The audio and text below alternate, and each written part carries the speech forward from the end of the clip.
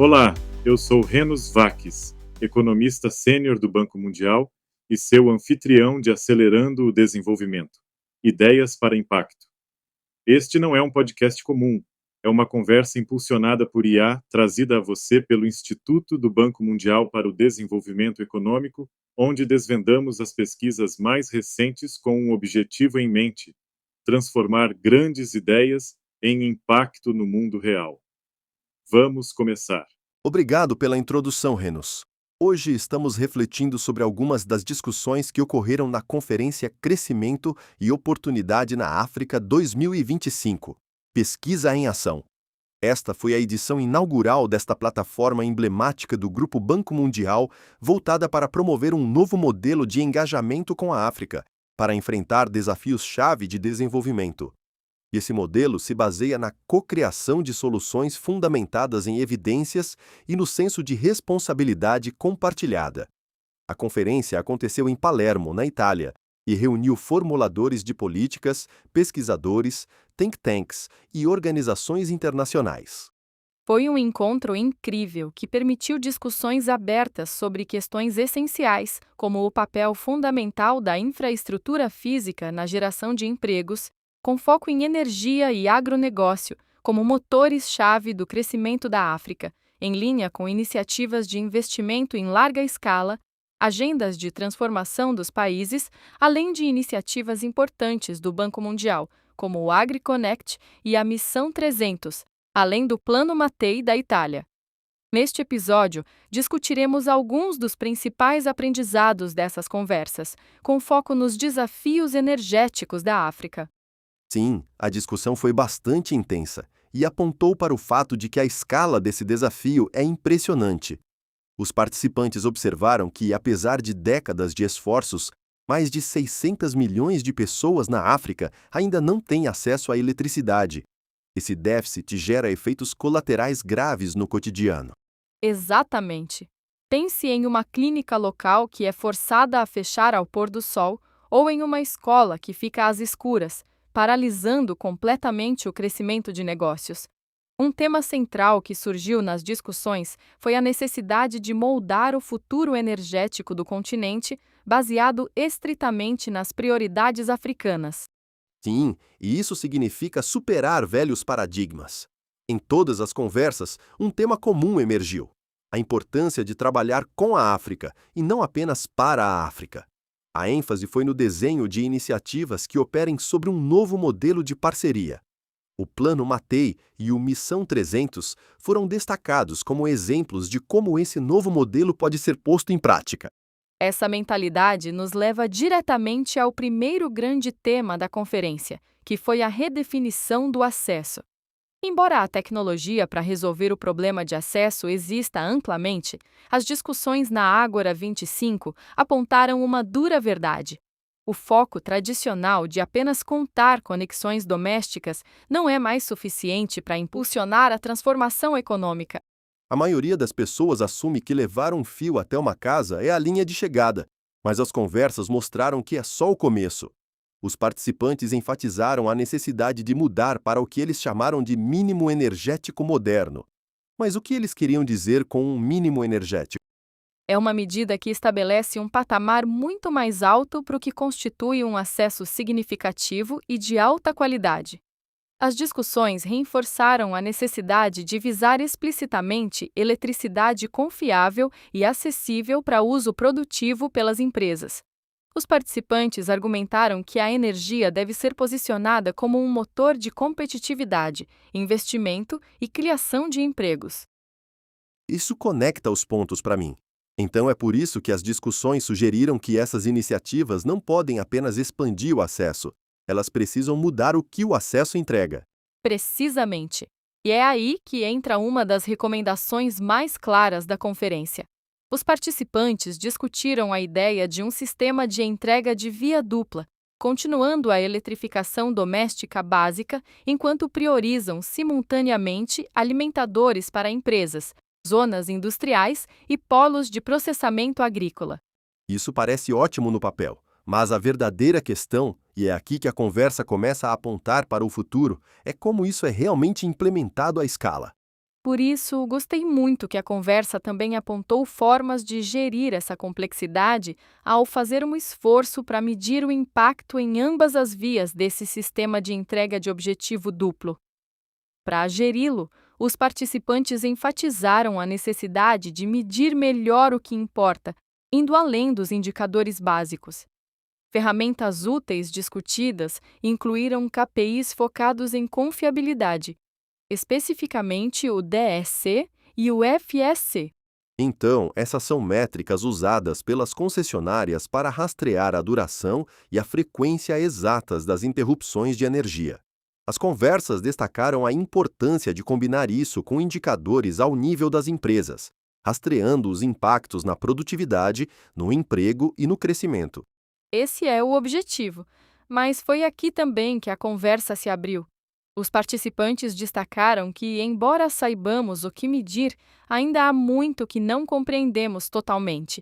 E isso cria uma agenda clara para a continuidade da pesquisa e do diálogo. Certo, porque existem prioridades concorrentes. Os participantes apontaram que as compensações, trade-offs, de uma abordagem de via dupla continuam sendo uma questão aberta. Ainda precisamos descobrir qual é o equilíbrio certo entre expandir o acesso doméstico e fornecer energia confiável para as empresas. E quem, em última análise, paga por essas escolhas. Outro ponto importante levantado foi a necessidade de identificar quais investimentos complementares são necessários além da eletricidade. E, crucialmente, há uma lacuna clara na medição de impacto.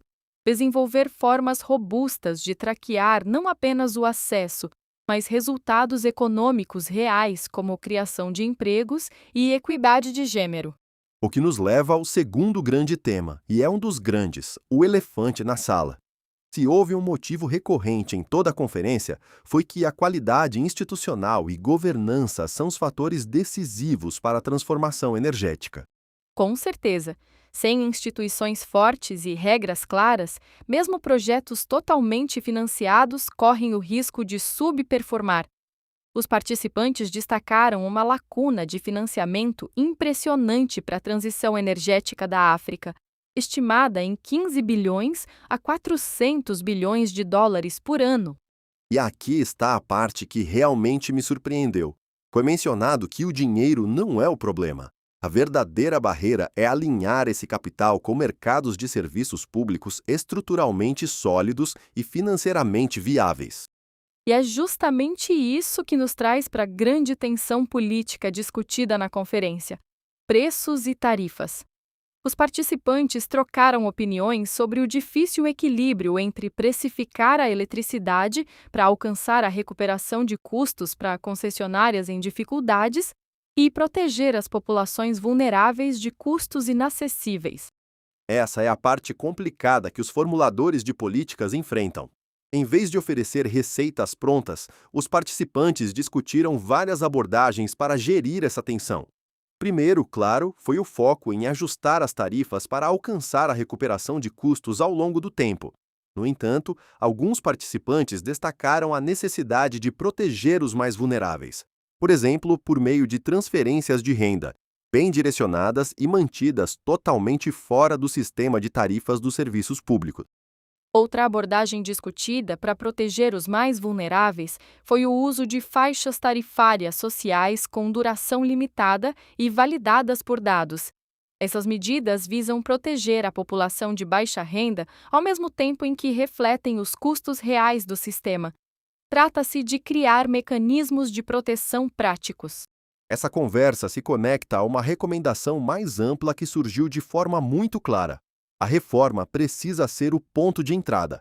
Sem concessionárias viáveis e bem governadas, nem a Missão 300, nem o Plano Mattei ganharão escala. Exatamente. Os participantes apontaram para o fato de que muitos países estão explorando ferramentas como contratos de desempenho e reformas regulatórias para blindar as concessionárias de pressões políticas de curto prazo. Mas também enfatizaram que a reforma é profundamente política. E é aí que entra a incerteza. Ainda precisamos de uma compreensão muito melhor da economia política. Quem ganha, quem perde e como construir coalizões para a mudança. Com certeza, É necessário mais trabalho para desenhar estruturas de incentivos que tragam os potenciais perdedores para as coalizões de reforma e para determinar quais marcos concretos de reforma poderiam desbloquear financiamentos em maior escala. Questões que provavelmente ocuparão o centro das atenções nas futuras discussões da Ágora. Isso também foi destacado como uma grande questão em aberto. Pode uma agenda de reformas forte ajudar a ampliar iniciativas como Missão 300 e transformá-las potencialmente em Missão 500 ou até Missão 600? E junto a isso, surgiu outra questão não resolvida: o risco. Quem deve, em última análise, arcar com os riscos associados à variabilidade climática, ao desempenho dos ativos e à inadimplência de pagamentos? Certo. Se isso recai sobre governos, instituições multilaterais, investidores privados ou seguradoras, continua sendo um debate aberto e que requer uma análise muito mais profunda. Realmente requer. E quando olhamos para o quadro geral, o que a Ágora 25 deixou claro é que não nos faltam mais ideias. Estamos em um ponto onde a entrega, o alinhamento e o aprendizado se tornam o verdadeiro teste. Exatamente. A conferência não apenas diagnosticou problemas, ela traçou uma direção: focar na reforma institucional, alinhar o financiamento com o impacto real, integrar sistemas regionais e manter a propriedade africana no centro. E é aí que a expectativa aumenta, porque se a Ágora 25 concentrou a discussão nas necessidades de infraestrutura física para gerar crescimento e oportunidades na África, a Ágora 26, a próxima edição desta conferência, no outono de 2026, trará um foco complementar na infraestrutura humana necessária. Trata-se de testar o modelo de via dupla na prática, de ver se realmente a confiabilidade para as empresas pode ser incorporada como um objetivo central, e de saber se os marcos de reforma podem realisticamente desbloquear a escala de financiamento que os participantes imaginaram. E, com a mesma importância, trata-se de responder às perguntas abertas sobre compensações, preços, alocação de riscos, complementos necessários e viabilidade política. Porque, como disse um dos palestrantes, o desenvolvimento não é um evento, é um revezamento. E a Ágora 26 nos permitirá nos reunir novamente e dar continuidade à conversa, explorando soluções, abordando questões-chave de pesquisa e construindo as parcerias necessárias para gerar resultados duradouros para a África. Passo a palavra para você, Renos. Obrigado por se juntar a nós. Você pode encontrar o relatório completo em nosso site. Basta seguir o link na descrição. Assine para ser o primeiro a saber sobre os próximos episódios. E antes de ir, como você planeja colocar em prática o que aprendeu? E que tópicos você gostaria que explorássemos em seguida? Gostaríamos muito de saber. Até lá, adeus.